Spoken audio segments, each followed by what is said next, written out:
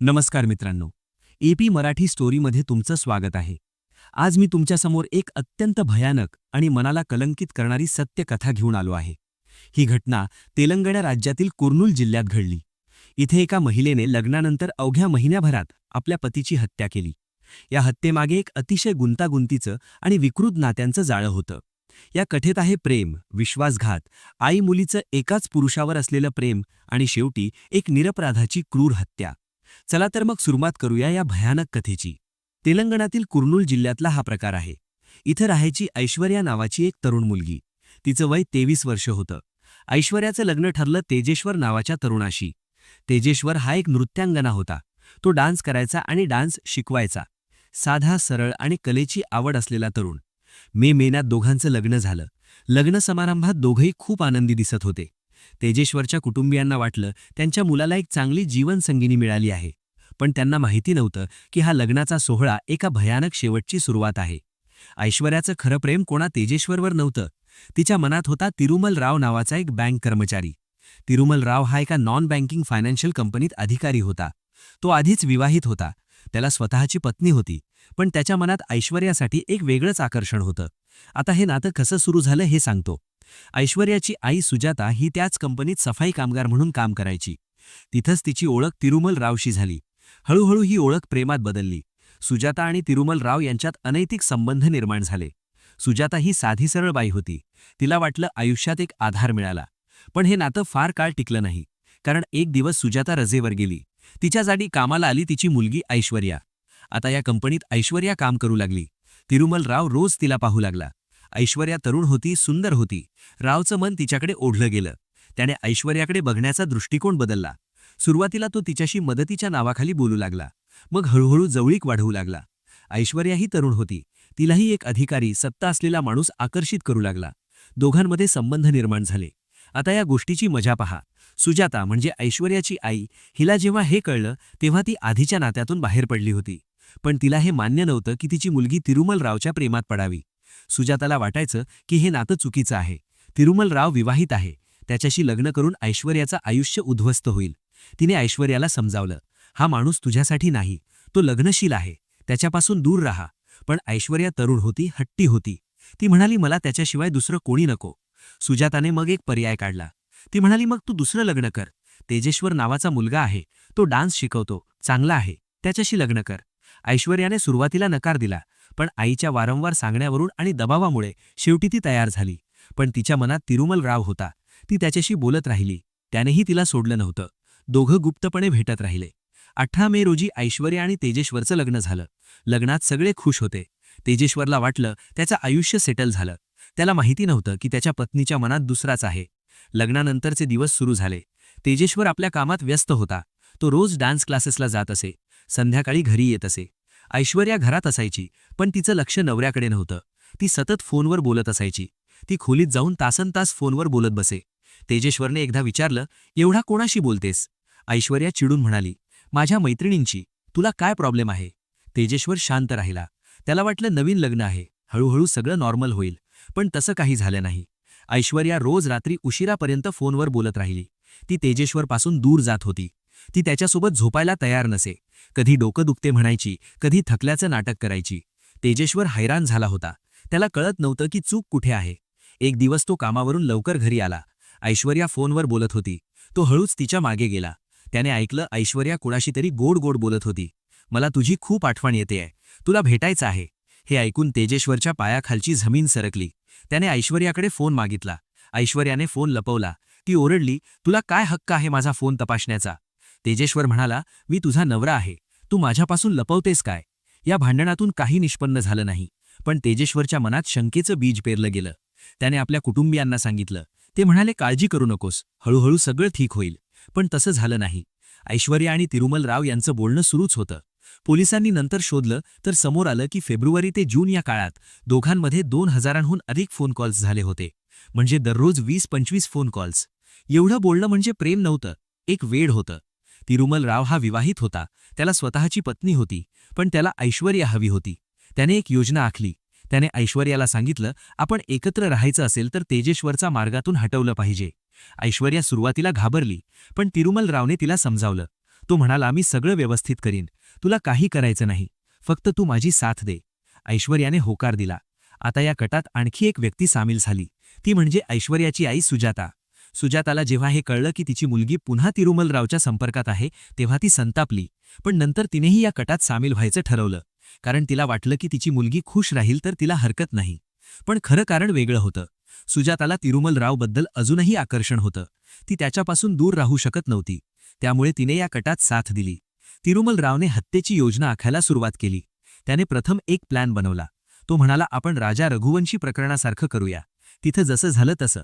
राजा रघुवंशी हा एक प्रसिद्ध केस होता, जिथं पत्नीने प्रियकरासोबत मिळून पतीची हत्या केली होती. त्या प्रकरणी पत्नी सोनम बेपत्ता झाली होती आणि नंतर पोलिसांनी तिला पकडलं होतं. तिरुमलराव म्हणाला, आपण अशी योजना करू की पोलिसांनाही गोंधळ उडेल. त्याने सांगितलं, ऐश्वर्या तेजेश्वरला बाईकवर घेऊन जाईल. वाटेत आपले लोक त्याच्यावर हल्ला करतील. मग आपण त्याचं अपहरण झाल्याचं नाटक करू. पण ही योजना पडली का? नाही, कारण तेजेश्वरकडे बाईक नव्हती. मग दुसरी योजना आखली गेली. तिरुमलरावने काही भाडेकरू मारेकऱ्यांना शोधून काढलं. त्याने 3 जणांना 2 लाख रुपयांमध्ये कामावर ठेवलं होतं. हे पैसे त्याने कर्ज काढून आणले होते.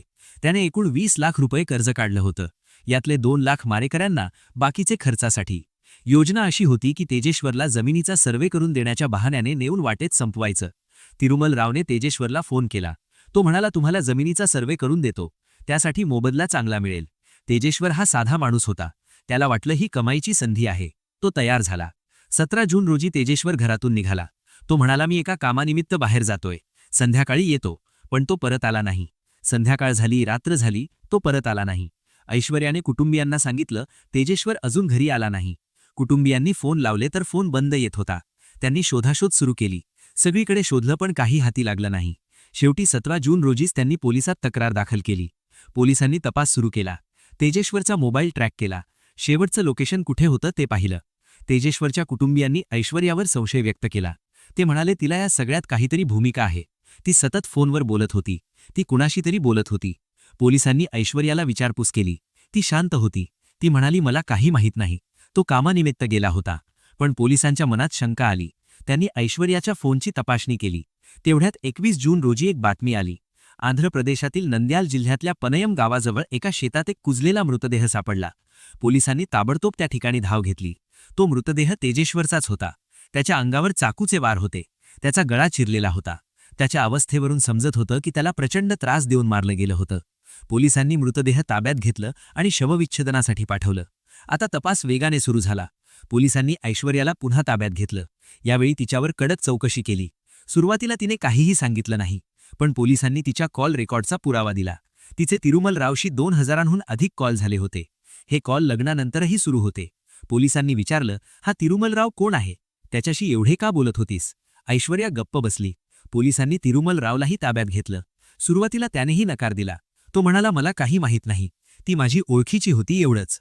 पण पोलिसांनी दोघांना वेगवेगळ्या खोल्यांमध्ये ठेवून चौकशी केली. दोघांच्या जबाबात विसंगती आढळली. शेवटी पोलिसांनी दोघांवर दबाव वाढवला. तिरुमलरावने सगळं कबूल केलं. त्याने सांगितलं, होय, मी या हत्येचा कट रचला. मला ऐश्वर्या हवी होती. तेजेश्वर मार्गात अडत होता, म्हणून मी त्याला मारलं. त्याने सांगितलं की त्याने 3 भाडेकरू मारेकऱ्यांना 2 लाख रुपये देऊन ठेवलं होतं. त्यांनाच तेजेश्वरला संपवायला सांगितलं होतं. योजनेनुसार त्यांनी तेजेश्वरला कारमध्ये बसवलं. मग कार निर्मंशू ठिकाणी नेऊन त्याच्यावर चाकूने वार केले. गळा चिरून त्याला ठार केलं. मग त्याचा मृतदेह पाण्याजवळ फेकून दिला. तिरुमलरावने सांगितलं की त्यांनी 5 वेळा तेजेश्वरची हत्या करण्याचा प्रयत्न केला होता, पण प्रत्येक वेळी काही ना काही कारणाने तो वाचला. एकदा तर त्यांनी त्याच्या बाईकवर GPS लावलं होतं, जेणेकरून त्याची हालचाल ट्रॅक करता यावी, पण तो वेळी वाचला.